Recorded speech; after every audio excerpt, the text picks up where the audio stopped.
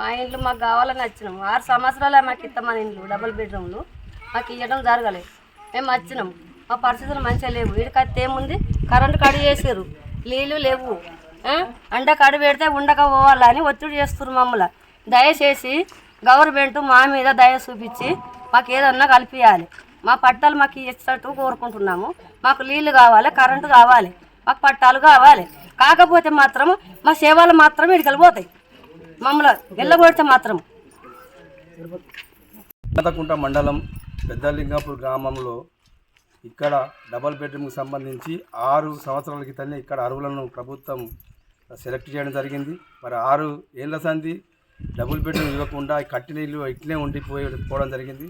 మరి కొత్తగా ప్రభుత్వం వచ్చి మళ్ళీ సర్వేలు చేస్తాయి, మళ్ళా కొత్త అప్లికేషన్ ఇవ్వాలనే నిర్ణయాన్ని తీసుకోవడంతో మరి ఇక్కడ ఏదైతే 6 సంవత్సరాల కింద ఎంపికైన వాళ్ళందరూ ఆందోళన చెంది మళ్ళీ కొత్త సర్వే చేస్తే మళ్ళీ ఏమవుతుందో భయంతో వాళ్ళందరూ వచ్చి ఈ గ్రామంలో అందరి సమక్షంలో ఏకగ్రీవ తీర్మానాన్ని వాళ్ళందరూ కలిసి మళ్ళీ వాళ్ళే సమిష్టిగా వచ్చి ఇళ్ళల్లో ఉండడం జరుగుతూ ఉంది. మరి ఇది చూసి మరి ఓర్వలేక ప్రభుత్వం మరి వాళ్ళు ఇవ్వలేదు, కొత్త ప్రభుత్వం ఇవ్వలేదు, పాత ప్రభుత్వం ఇవ్వలేదు. మరి వచ్చిన వాళ్ళకు కూడా ఇబ్బందులు గురి చేసే పద్ధతిగా మరి ఇక్కడ నివసిస్తున్న వాళ్ళపై ఇక్కడ కరెంటు ఉంటే కరెంటు కట్ చేయడం జరిగింది. కరెంటు లేకపోవడంతో అంధకారంలో వాళ్ళు నిన్నర్సంది ఉండడం జరుగుతూ ఉంది. మరి అదేవిధంగా మళ్ళీ వాళ్ళు వెళ్ళిపోయేందుకు వాళ్ళు ఇబ్బంది గురి చేసేందుకు నీళ్లు కూడా బోర్ నీళ్ళు కూడా కట్ చేయడం జరిగింది. ఈ రకంగా అధికార పార్టీ ఉన్నటువంటి అధికార నాయకులు కావచ్చు, ఇక్కడున్న ఇంకా ప్రజాప్రతినిధులు కావచ్చు, ఎవరైనా మరి ఈ రకంగా ఇబ్బందులు గురి చేయడం జరుగుతూ ఉంది. ఈ రకంగా భయభ్రాంతులు చేసి కంచి వాళ్ళను వెళ్ళిపోతారని భావిస్తే అది తప్పు. మరి వాళ్లకు మీరు నిజంగా న్యాయం చేయాలనుకుంటే వెంటనే ఇక్కడ ఉన్నటువంటి ఎమ్మెల్యే గారు స్పందించి వెంటనే వాళ్ళ దగ్గరికి వచ్చి వాళ్ళ సమస్యలు తెలుసుకొని ఇక్కడ ఇంకా పూర్తి కాలేదు, ఇంకా ఇండ్లు పూర్తిగా ఇక్కడ మట్టితోటే ఉండి ఇంకా అవసరం కూడా పూర్తిగా కల్పించలేదు. ఆ డబుల్ బెడ్రూమ్ కట్టినైనా కూడా చాలా మటుకు పనులు పేయడం జరిగింది. దానికి సంబంధించి ఆయన కమిషన్ల మందినే ఆధారపడి ఆ రకంగా సగం పనులు చేసి మొత్తం చూసినట్టయితే కింద గచ్చులు కూడా బరబలేని పరిస్థితుల్లో ఈ డబుల్ బెడ్రూమ్ నిర్మించిన కాంట్రాక్టు ఆ రకంగా చేయడం జరిగింది. ఇవన్నీ సమస్యలు పరిష్కరించి వాళ్ళకి ఇక్కడ ఇండ్లలో ఉన్నప్పుడే వాళ్ళకి పట్టాలి అనే సిపిఎం పార్టీగా డిమాండ్ చేస్తా ఉన్నాం. వాళ్ళను ఎట్టి పరిస్థితుల్లో ఇంటికెళ్ళి దీన్ని తొలగించే ప్రయత్నం చేస్తే ఊరుకునే ప్రసక్తి లేదు కాబట్టి మరి వెంటనే ఇక్కడ ఉన్నటువంటి ఎమ్మెల్యే గారు స్పందించి మరి వాళ్ళ దగ్గరికి వచ్చి వాళ్ళ సమస్యను పరిష్కరించి వాళ్ళకి ఇళ్ళలో ఉన్నప్పుడే వాళ్ళకి పట్టాలు ఇచ్చి వాళ్ళ సమస్య అనేది పరిష్కరించాలి.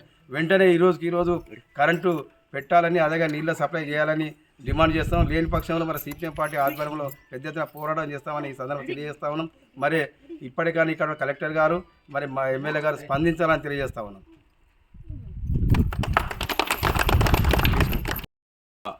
ఇల్లంతకుంట మండలం పెద్దలింగపూర్లో డబల్ బెడ్రూమ్కి సంబంధించి 2016లో శంకుస్థాపన చేసి 6 సంవత్సరాల నుంచి ఇది సెలెక్ట్ చేసి అప్పటి నుంచి ఇప్పటిదాకా నత్తనడకగా ఈ కాంట్రాక్టర్ కావచ్చు, ఇక్కడ ఉన్నటువంటి వ్యవస్థ కావచ్చు మొత్తం కూడా నిర్వీర్యం చేసి ఇప్పుడు కొద్దిగా నిర్మాణానికి వచ్చిన వెంట ఈ 6 సంవత్సరాలుగా పేదలందరూ కూడా ఇల్లు కావాలి, డబుల్ బెడ్రూమ్ కావాలని అప్లై చేసుకొని సెలెక్ట్ చేసుకొని 40 కుటుంబాలు ఇక్కడ ఉన్నటువంటి 40 కుటుంబాలను సెలెక్ట్ చేసి 6 సంవత్సరాలు గడుస్తున్నా కానీ ఇంకా కూడా ఆ నిర్మాణం పూర్తి కాలేదు అని, కరెంటు లేదని, అది లేదని చెప్పి వెళ్ళలేదు. స్వయంగా ఆ 40 కుటుంబాలు స్వయంగా వచ్చి మాకు ఇల్లు కిరాయి కట్టలేక, గుడిసెలలో ఉండలేక, వానకు ఎండకు చలికి ఇబ్బందులు అవుతుందని చెప్పి స్వయంగా వాళ్ళు వచ్చి వాళ్ళు ఉన్నటువంటి డబుల్ బెడ్రూమ్లో మొత్తం కూడా నివసించడం జరుగుతుంది. కానీ ఇక్కడ ఉన్నటువంటి కొందరు వ్యక్తులు, కొందరు వ్యవస్థ మొత్తం కూడా వీళ్ళను భయాందోళనకు గురి చేసి ఇబ్బందులు పెట్టే పరిస్థితికి వచ్చింది. కనీసం ఇక్కడ ఉన్నటువంటి కరెంటును కట్ చేయడం జరుగుతుంది. అదేవిధంగా తాగడానికి నీళ్లు పక్కపంటి పొలాల బోర్ మోటార్లో తీసుకొచ్చుకుంటే అవి కూడా బంద్ చేసే పరిస్థితికి వచ్చింది. ఎందుకు ఈరోజు ప్రజలంటే ఈరోజు టీఆర్ఎస్ ప్రభుత్వం నిరంకుశ పాలన వ్యతిరేకంగా ఈరోజు మార్పు కోరుకుంటే, ప్రజాపాలన కోరుకుంటే ఇప్పుడు మళ్ళీ ఇది అదే నిశంకుశంగా ఈరోజు ఎందుకు అధికారులు కావచ్చు, ప్రజాప్రతినిధులు కావచ్చు వ్యవహరిస్తున్నారని సందర్భంగా హెచ్చరిస్తున్నాం. ఎందుకంటే ఈరోజు ఏఈడి గారు ఉన్నారు కావచ్చు, ఈరోజు సెస్లో 1000 కోట్ల కుంభకోణాలు జరిగితే కనీసం ఇప్పుడు ఇక్కడ ఉన్నటువంటి వాళ్ళు ఏం దేశద్రోహం చేస్తలేరు కదా, వాళ్ళు ఉండడానికి ఈరోజు కరెంటు కావాలని కోరుకుంటున్నారు.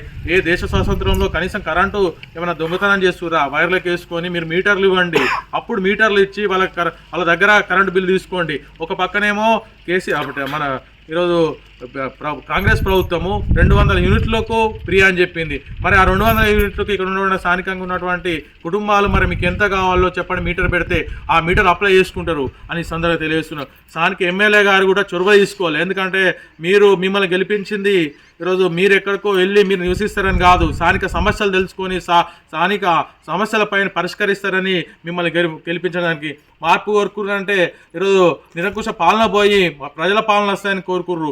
అందుకని ఇప్పుడు 4 రోజులుగా ఈరోజు ఇక్కడికి తినడానికి చాలా ఇబ్బంది అవుతుంది. కరెంటు లేక రాత్రి పడుకోవడానికి దోమలకు అనేక రకాలుగా ఇబ్బంది అవుతుంది. మరి ఎందుకు ఈ డబుల్ బెడ్రూమ్లు ఉన్నటువంటి వాళ్ళని అనేక రకాలుగా ఇబ్బంది పెడుతున్నారు? స్థానిక ప్రజాప్రతినిధులుగా చెప్తున్నాము, మానవత్వంగా ఉండండి. ఎందుకంటే ప్రజలందరూ ఓట్లు వేస్తేనే మీరు ఇక్కడ ప్రజాప్రతినిధులుగా నిలబడ్డారు. లేదా ప్రజలు ఓట్లు వేయకపోతే మీరు ఎక్కడ ఉండరు అని కొంచెం ఆలోచించుకోరి. అందుకని చెప్తున్నాం, ఈ కుటుంబాలకు మీరు భద్రత కల్పించి మనోధైర్యం ఇచ్చి వెంటనే వారికి మీకు కావాల్సినటువంటి వీళ్ళకి కావాల్సినటువంటి వసతులు, కరెంటు కావచ్చు, వాటర్ కావచ్చు, ఆ వసతులు ఇప్పించి పట్టాలు ఇప్పించే విధంగా మీరు ముందుండాలని కోరుకుంటాం. స్థానిక ఎమ్మెల్యే గారు కూడా ఇక్కడ సందర్శించి వీరికి ఈ కుటుంబాలు ఏ నెంబర్ ఉంది, ఎవరు ఏ రూమ్లో ఉంటారో వాళ్ళందరికీ కూడా ప్రత్యేక పట్టాలు ఇచ్చి వాళ్ళకి అన్ని రకాల సౌకర్యం కల్పించాలని సందర్భంగా తెలియజేస్తున్నాం. మీరు ఇట్లా వీళ్ళందరినీ కూడా ఈ 40 కుటుంబాలను బెదిరించినా కానీ అనేక రకాల ఇబ్బందులు పెట్టినా కానీ సిపిఎఫ్ పార్టీగా ఊకోమని సందర్భంగా తెలియజేస్తున్నాము. ఈ సమస్యను ఇక్కడితో కాకుండా మీ 2-3 రోజులలో ఈ సమస్య పరిష్కరించకపోతే ఈ జిల్లా ఉన్నటువంటి కలెక్టరేట్ ముందు పెద్ద ఎత్తున ఈ 40 కుటుంబాల ప్రజా సంఘాలుగా పెద్ద ఎత్తున ఆందోళన కార్యక్రమం చేపడతామని ఈ సందర్భంగా హెచ్చరిస్తూ డిమాండ్ చేస్తున్నాం. పెద్దలింగపూర్ గ్రామంలోని డబుల్ బెడ్రూమ్ సంబంధించినటువంటి విషయాన్ని గత 4 రోజులుగా అధికారుల దృష్టికి తీసుకుపోయినా ఏ ఒక్క అధికారి కూడా స్పందించడం లేదు. అయితే మొన్న స్థానిక తహసీల్దార్ గారు మరియు పోలీస్ శాఖ వారు వచ్చి మేము ఇక్కడ ఉన్నటువంటి వసతులన్నీ కల్పిస్తాము, ప్రభుత్వంతో మాట్లాడి మీరు ఒక 15 రోజులు ఓపిక పట్టండి మేము అని చెప్పుకోవడం జరిగింది.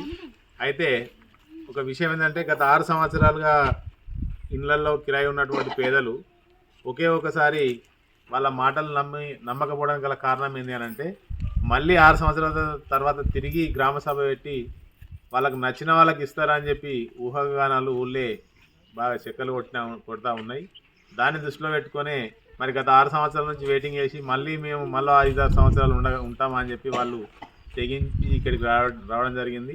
ఇక్కడికి వచ్చినాక ఇక వాళ్ళని ఖాళీ చేస్తే రేపు భవిష్యత్తులో మళ్ళీ మాకు ఇబ్బందులు అవుతాయని చెప్పి స్థానిక రాజకీయ నాయకులు కావచ్చు, స్థానిక ప్రజాప్రతినిధులు కావచ్చు తిరిగి వాళ్ళని ఏం చేయలేక విద్యుత్ శాఖ వాళ్ళకి చెప్పి ఆ కరెంట్ కట్ చేయించడం జరిగింది.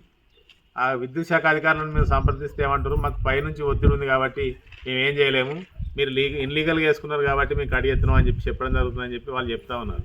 మేము విద్యుత్ శాఖకు ఇక్కడ నుంచి సిపిఎం పార్టీ డిమాండ్ చేసేది ఏంటంటే రాష్ట్ర ప్రభుత్వం ప్రతి కుటుంబానికి 200 యూనిట్లు ఉచితంగా ఇస్తామని గౌరవ ముఖ్యమంత్రి రేవంత్ రెడ్డి గారు ఎన్నికల మేనిఫెస్టోలో పెట్టడం జరిగింది.